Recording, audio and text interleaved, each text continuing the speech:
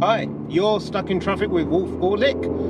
A few minute riff on information security, unscripted, as I make my way to work. And as you can see today, there's hardly any traffic at all, so maybe it should be called You're Flowing in Traffic with Wolf Gorlick.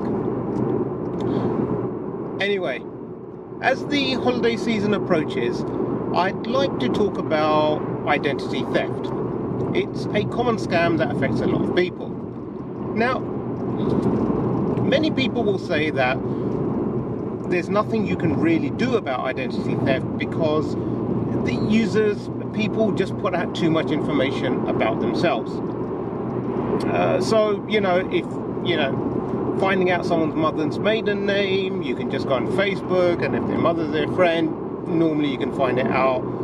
Things like where they live, what school they went to, what their dog's name is, all that kind of thing is out there.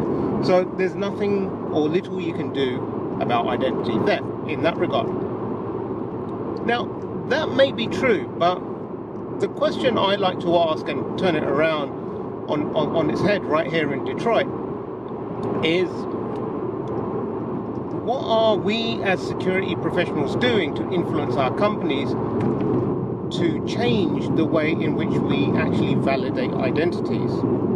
Sure, maybe 30 years ago it was sufficient that you could turn up to a bank with two forms of ID, a bill in your name and something else, and that would be sufficient. But if those particular forms of ID are extremely common and easy to get hold of now, then it begs the question, why are we still using it? So one thing I like to ask is, what are you using to actually validate and authenticate someone's identity? What are you relying on? And which one of those systems is within your control and which one of them are outside of your control? And I have a van driving about 3 centimeters away from the back of my car.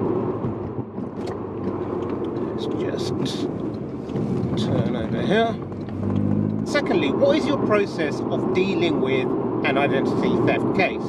So if one of your customers calls you up or walks into one of your branches or whatever, however you interact, comes onto your website and says, I'm actually John Smith and so is a fake account, how do you actually go about resolving that? And if you don't have a method that is easy to follow and can't be abused by people at the same time, so that you can correctly authenticate someone's identity, you're going to cause frustration and sometimes a great deal of pain for your customers. So these are the kind of things I look out for, especially when I'm interviewing. I'm interviewing a lot of new people for roles at my company at the moment, and this is one of the questions, purely to say, what are you thinking of, and are you adapting your practices based on the current threats that are out there? Because if you're still designing and architecting systems and flows based on how they've historically always been, because that's just the way it's been, then maybe this isn't the role for you. Okay, I'm nearly at work. Bye.